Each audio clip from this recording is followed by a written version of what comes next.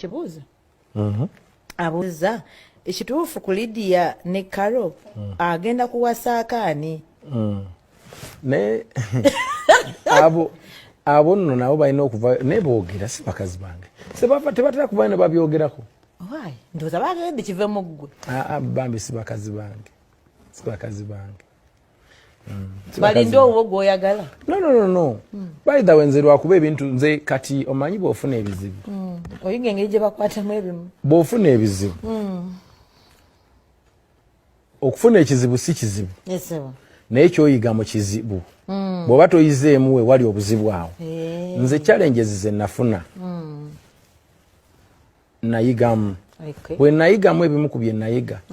kwe kujja ebintu bya famire zange mu mawulire era nze sijja kulimba nti ndi singo siri ate n'abaana sirina amaalu na maya bokka naye kati ebyo byange bya famire osegedde so abantu baleme kubeereyo nga nagamba kati famire njijje mu mawulire nze ntambula byange kubanga nayiga bw'otayiga byonna bivaako ebyokugamba nti naate public ebeere ng'eyingira mu bintu bya famire kubanga buli muntu aba n'opinion ye naye nze nesanganga nozanga omwana wange maya n'agenda ku ssomero oba amaalu ng'abaana bonna bamumanyi ku ssomero ne bamukuŋŋaanirako bwayingira mu kirasi ne bamukuŋŋaanirako spasita naye ng'obwa sita tamanyi na gye yabuuja tamanyi kyekitegeeza obudde bwe yandifunye oconcentrating asome bali mububuuza bino bamubuuza ku bayimbi bamubuuza ku ki bamubuuza ku music kati ekyo nakyo nenkiyigamu neŋŋamba ekitegeeza omwana yetaaga n'aba n'obulamu bwe obuli private kuba bino ebyamwe takola ki tabimanyi